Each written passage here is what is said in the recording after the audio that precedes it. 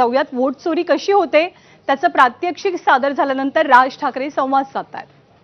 लोक आपल्याला मतदान करतायत,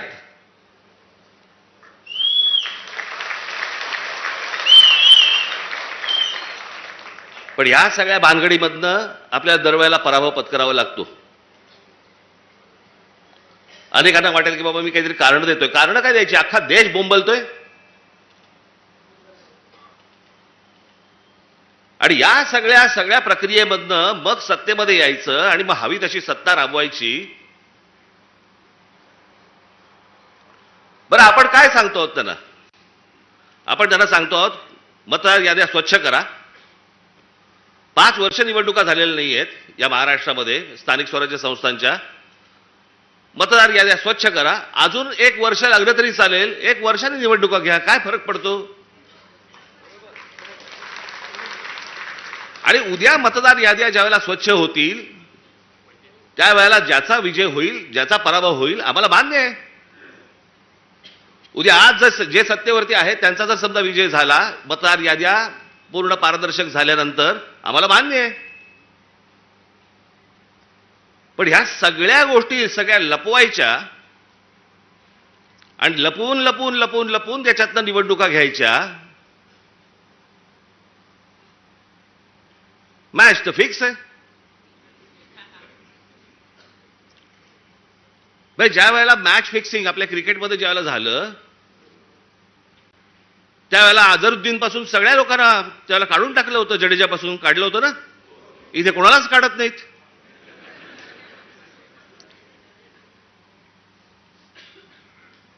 मुख्य निवडणूक आयुक्त काय सांगतात म्हणे? सीसीटीव्ही कॅमेरामधलं जे काही शूटिंग आहे ते म्हणे प्रायव्हेट आहे. प्रायव्हेट काय काय काय त्यांनी शब्द वापरला? हा, त्याची प्रायव्हसी. प्रायव्हसी कसली आली? एखादा माणूस मतदान कुठे करतोय, मत कुठे देतोय, ही प्रायव्हसी असू शकते. मतदार कसा प्रायव्हसी त्याची असेल जपायची? आम्हाला माहिती आहे की मतदार कोण आहे ते. जे पटत नाहीत, जे पचत नाहीत, असे कोणते तरी उत्तर द्यायची आणि त्याच्या सगळ्या भानगडीमध्ये या सगळ्या निवडणुका घ्यायच्या आणि मग सत्तेमध्ये आल्यानंतर वेडवाकडं कसंही वागायचं. जे मी त्या दिवशी तुम्हाला सांगितलं असं, या सगळ्या राज्यांवरती, ह्या सगळ्या शहरांवरती त्यांचा सगळ्यांचा डोळा आहे. बाकीचे सगळे तर गेलेच आहेत घरंगळत. आजची बातमी, आजची किती आपण आपला सगळा स्वाभिमान किती गहाण टाकायचा, याला काही मर्यादा? ते कुठे आणले पेपर आहेत ते?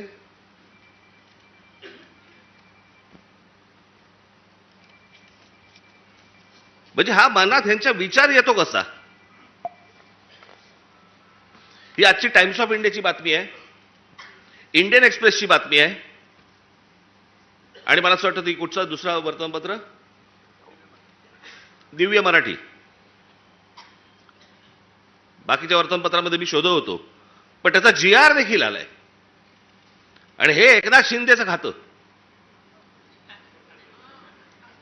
काय करतायत हे जर ऐकाल ना, नाही तुमची तळपायाची आग मस्तकात गेली तर सांगा मला. नरेंद्र मोदींच्या 75व्या वाढदिवसानिमित्त टुरिझम डिपार्टमेंट महाराष्ट्रामध्ये काही टुरिझमचे स्पॉट काढतायत आणि त्याची केंद्र काय, त्याचं नाव काय दिलंय? नमो केंद्र, नमो टुरिझम सेंटर्स. ही नमो टुरिझम सेंटर्स कुठे काढतायत? शिवनेरीवर, रायगडावर, राजगडावर. जिथे फक्त आमच्या महाराजांचं नाव असलं पाहिजे, इथे टुरिझमचे आता सेंटर्स काढायला निघालेत. मी आत्ता सांगतोय, सत्ता असो नसो, वर नाही, खाली नाही, आजूबाजूला नाही, कुठेही नाही.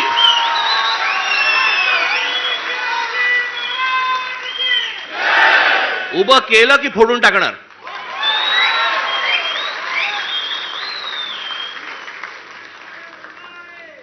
मला स्वतःला मुख्यमंत्री करा म्हणून किती लाचारी करायची? बरं, हे वरती पंतप्रधान देखील माहिती नसेल की खाली काय चाटुगिरी चालू आहे. इथपर्यंत हे कशात नाही येतं? ही सत्ता डोक्यात गेली ना की आम्ही वाटेल ते करू. शिवाजी महाराजांचे गडकिल्ले असू देत, नाही तर काही असू देत, मला मुख्यमंत्रीपद मिळालं पाहिजे, मला सत्ता मिळाली पाहिजे, मला जे समोर दिसेल ते मला मिळालं पाहिजे. याच्यासाठी ज्यांना ज्यांना काही मला खुश करता येईल ते मला खुश करावं लागेल. मुंबईमधल्या जागा द्यायच्या आहेत, अडाणीला देऊन टाका, तो बोट ठेवेल तिकडे जागा देत आहेत.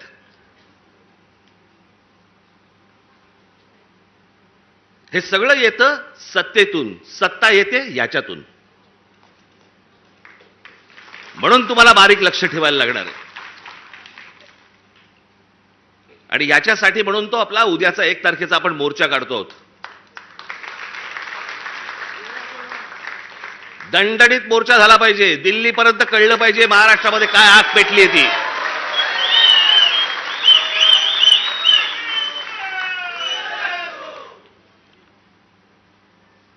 शिवाजी पार्क सारखी ती परिस्थिती नाहीये तिकडची.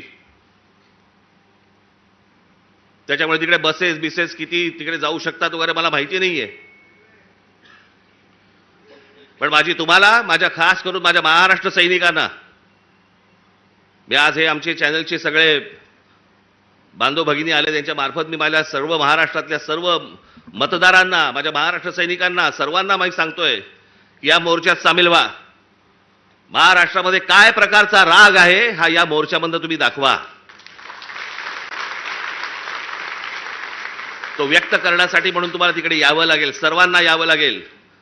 आज नोकरी होती, बॉसने नाही सांगितलं, बॉसला मारा.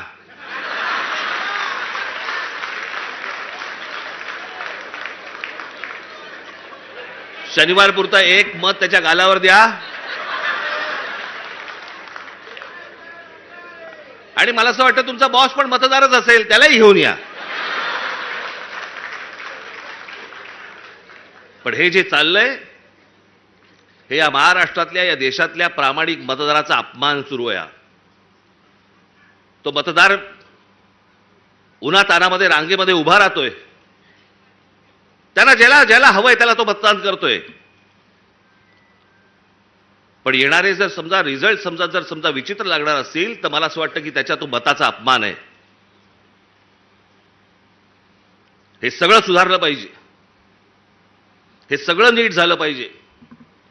या देशातल्या निवडणुका पारदर्शक पद्धतीने झाल्या पाहिजेत. उद्या जय कोणाचा पराजय कोणाचा आहे ते निवडणुकीनंतर बघता येईल, पण निवडणुका तरी पारदर्शक झाल्या पाहिजेत. अहो हे मशीन्स तर कुठेच नाहीत जगात.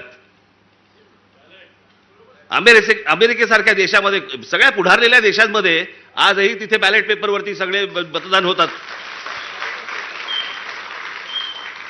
3-4 देश आहेत जिकडे वोटिंग मशीन वापरलं जातं, तेही कुठे? आफ्रिकेत. पण जेवढे म्हणून पुढारलेले देश या जगामध्ये आहेत त्या सगळ्या ठिकाणी बॅलेट पेपर वापरला जातो. बरं, हे मी एकटा नाही बोलत आहे, हे पंतप्रधान नरेंद्र मोदी देखील बोललेत. त्यांचाही एक व्हिडिओ माझ्याकडे आहे, माझ्याकडे खूप आहेत.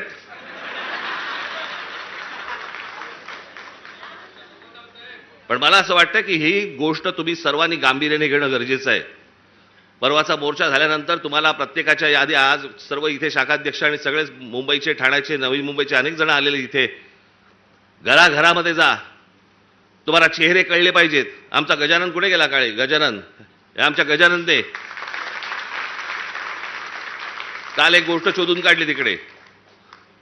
नवी मुंबई महानगरपालिकेचे आयुक्तांच्या बंगल्यावरती आयुक्ताच्या बंगल्यावरती 550 मतदारांची नोंदणी आहे. नवी मुंबई महानगरपालिकेच्या आयुक्ताच्या बंगल्यावर. तुझ्या इकडेच का काय? आता मला आठवत नाही बघा, परवा दिवशी कुठेतरी एकाचा पत्ता सुलभ शौचालयाचा आहे. चला, बसला असताना सही घेतली काय?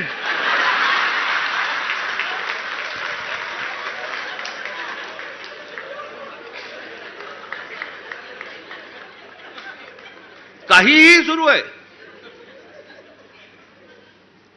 आणि मला असं वाटतं हा काही पोरखेळ नाहीये. हा आमच्या सर्वांच्या आयुष्यातली प्रत्येकाची 5-5 वर्ष जात आहेत. मी नेहमी सांगत आलो, माझा पुनर्जन्मावरती विश्वास नाहीये.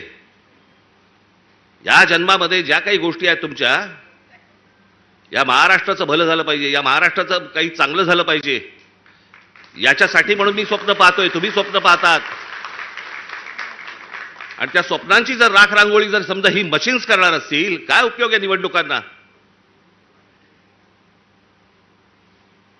आणि म्हणून मला तुम्हाला फक्त सांगायचं आहे की परवाच्या मोर्चाला दणदणीतपणे तुम्ही याच, पण त्याच्यानंतर घराघरामध्ये जाऊन तुम्हाला चेहरे कळले पाहिजेत, कोण मतदार आहेत, कोण उतरतायत, कोण जात आहेत.